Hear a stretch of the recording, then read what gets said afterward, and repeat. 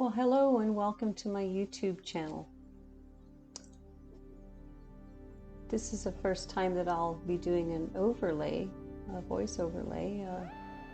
I've just kind of gotten used to the whole filming process, and this is fairly new to me, so here we go.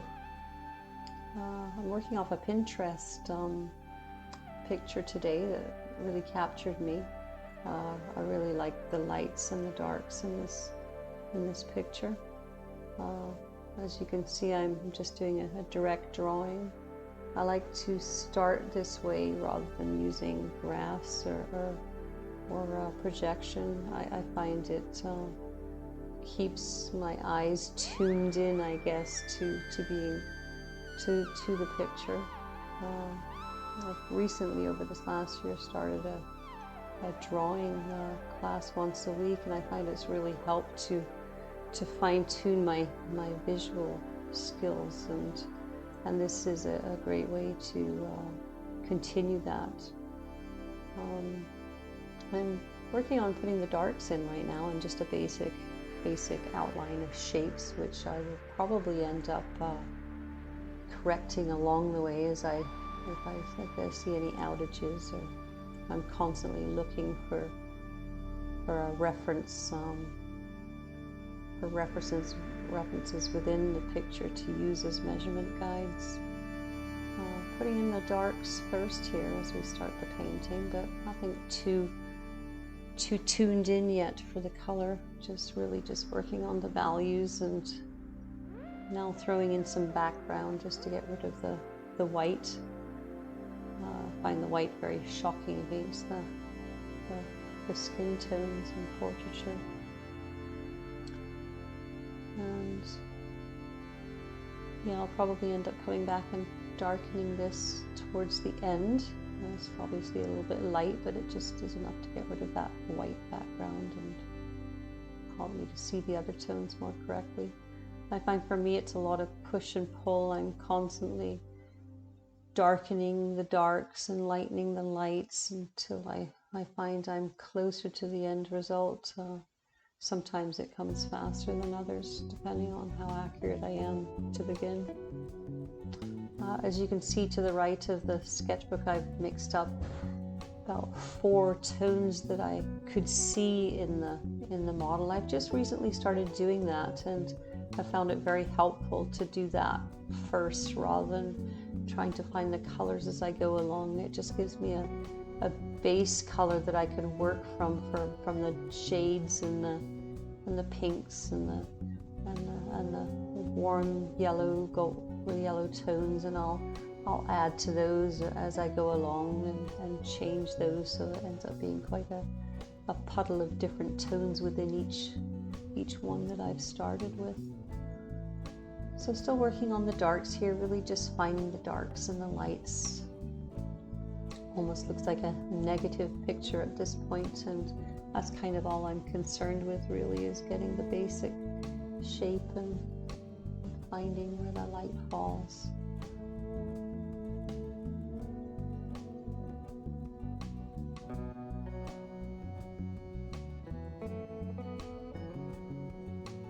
I'm trying not to use too small a brush when I go in with the details on these small pictures. They're only 8 by 11, but it's easy to get caught up in the noodling of the picture and want to get a microscope out and start to diddle away on the details. So I'm using as large a brush as I can to do the facial features. And I'll come back and forth to that as I go along. I like to work on the picture as a whole. I find it easier to get the values if I don't stay in one place too long. So you'll see me move sort of all around the picture.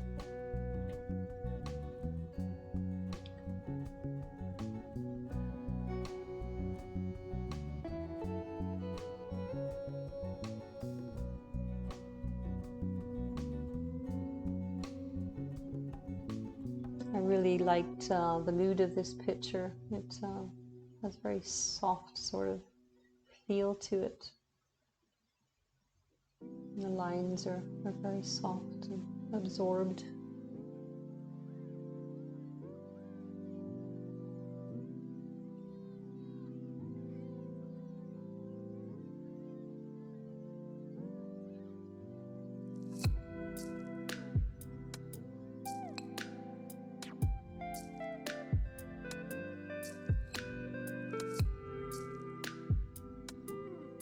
Starting to work a little bit on the skin tones now, sort of within the three mixtures of lights and darks and mediums, and really just putting in base skin tones at this point, and I'll be refining those as I go along with the picture. Again, watching more values than tone at this point.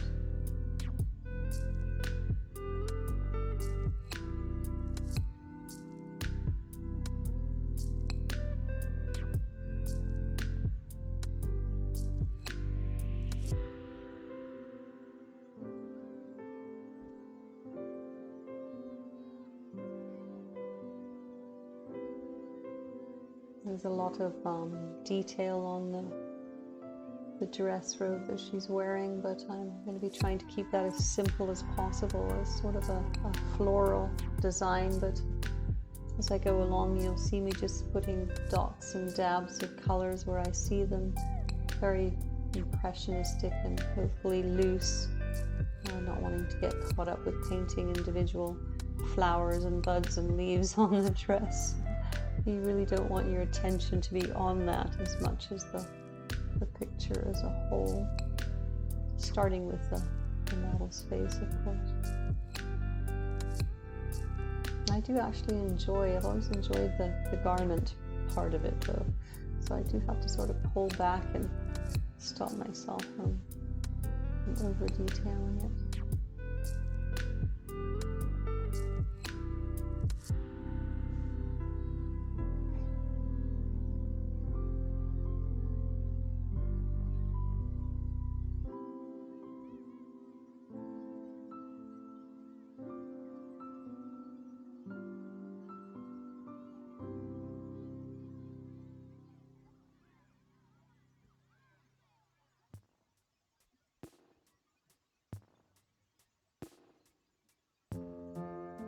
Working on this painting at this part in the evening. It was about a 4-hour painting in total.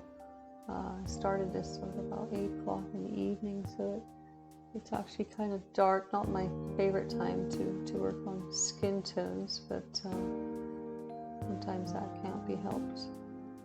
I don't have the best lighting in my studio anyways, but you'll notice that towards the end of the picture the next morning I'll be doing touch-ups again to get the correct lighting.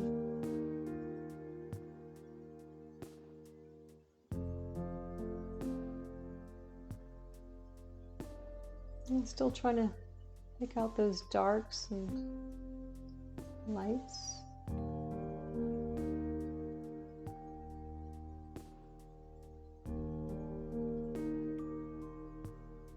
I find moving around the cameras or around the canvas or sketchbook easier to see some of your errors because you're not too focused in on one area for too long.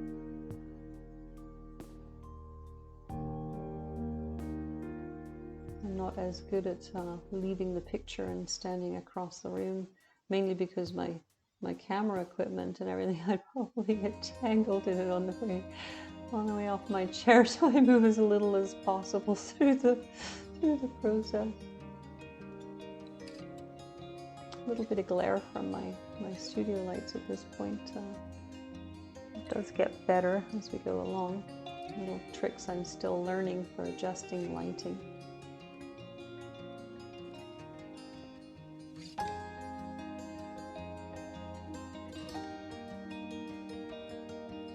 I've actually gotten quite fond of the upright palette, which was another part of the filming process also, and it's actually become kind of a positive thing. I like having the colors right there, and of course the glass palettes are easy to scrape off. And if you're painting quite often, you can just sort of clean up the middle and add some paint to the edges when you run out and not waste so much. And I'm darkening now behind the portrait, trying to get a more proper value to the picture, so that I can define more the colors and the values on the model. Sorry about that glare. Sometimes I don't see things for a little while I'm filming. I do actually rectify that soon.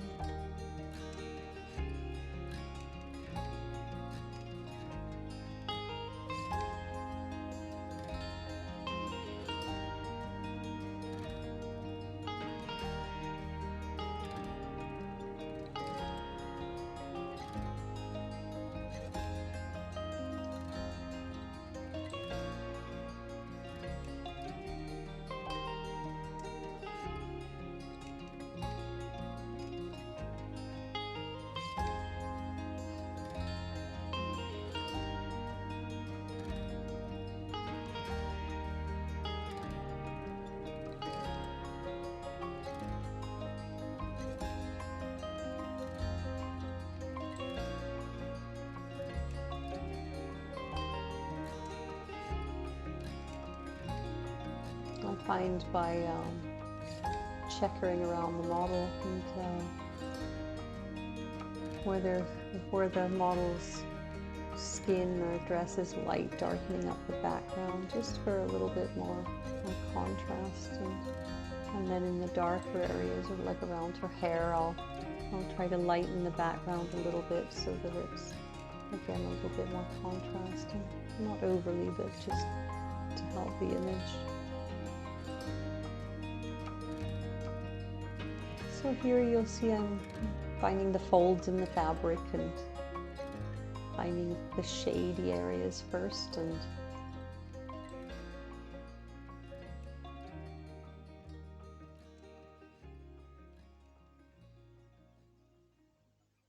it's sometimes a challenge when a model is wearing white, because of course the white from the tube is going to be far too harsh, so you learn to play around with the warm whites and the cool whites to give the white color and recede where you want it to, and show sunshine where it affects the dress.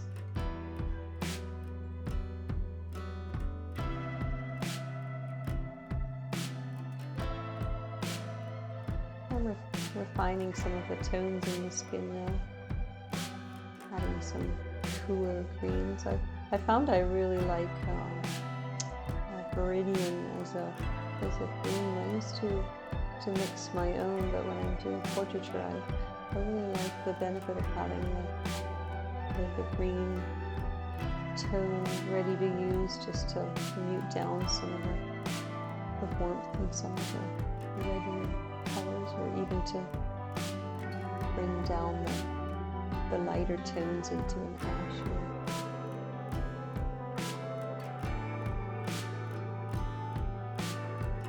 Gives the lights depth, I find, just that hint of green. And again, just doing some dabs and dots for flowers here, and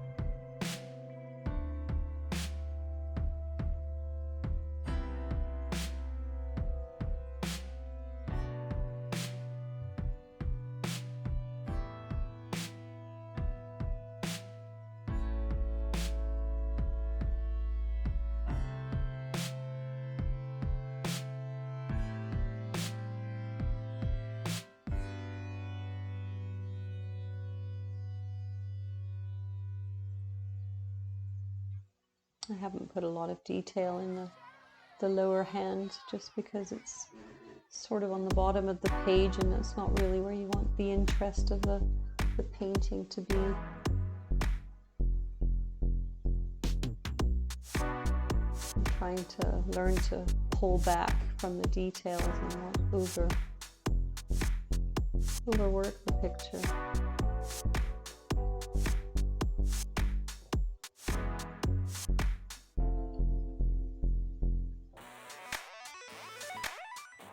Of course, painters like Sargent are masters of this, and if we can only hope to learn some of his skills as we go along in our painting, we would be lucky. I've got a very fine paintbrush here that I'm using, only because the fingers are so tiny in this picture that just to create the highlights and the lowlights is pretty impossible without a smaller paintbrush. I still try to stay far away from the sketch as possible so I'm not tempted to over noodle. But it does come in handy, this little tiny thing.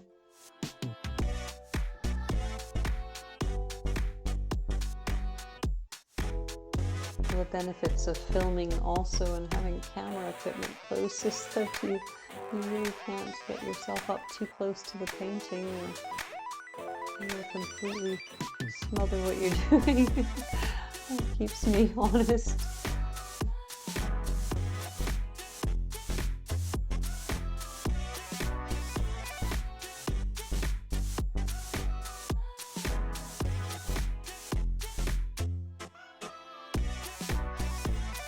You'll notice on my palette that I have most of my warmer colors starting from the whites and yellows and reds going up towards the cooler colors on the top.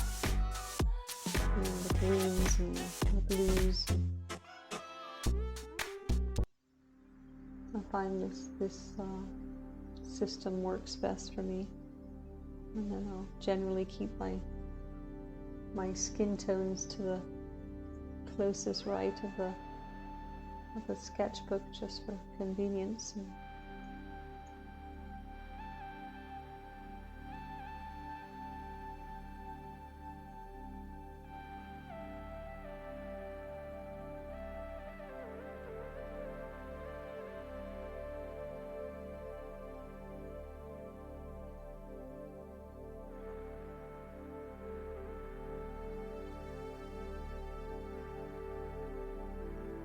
Got some thunder happening out here. I don't know if you can hear that through my microphone, but it'll be the first storm of the season here. Still waiting for spring. It's April here in Calgary, Alberta, but it's been kind of cool this year.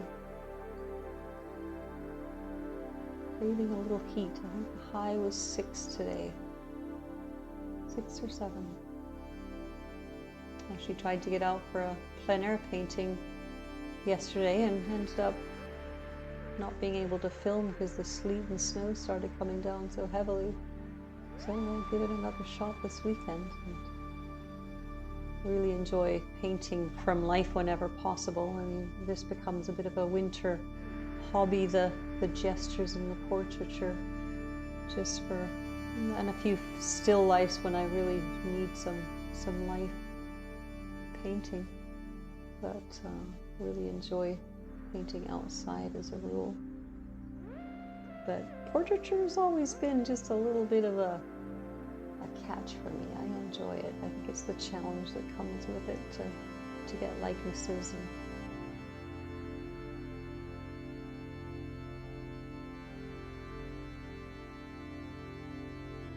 So please leave me some comments in the comments section if there's any questions you'd like. Hoping to do more of these overlays. It hasn't been something I've been ready for up until this point, just because it's been such a learning curve with just the filming by itself. You see the light change now as it went to morning, and this is when I like to do the fine details with the skin tones and correct any values that might be off from working under studio lights instead of real light. It's given me that chance to step back and have a look and see if there's any things I want to correct before I stop. Gotta stop somewhere. I do find myself sometimes going back to it even after I've put it and filmed it, and it's hard to let go of sometimes. I flip the page. But thank you so much for joining me with this. And like I say, please leave some comments and questions if you have any, and I will see you on the next one.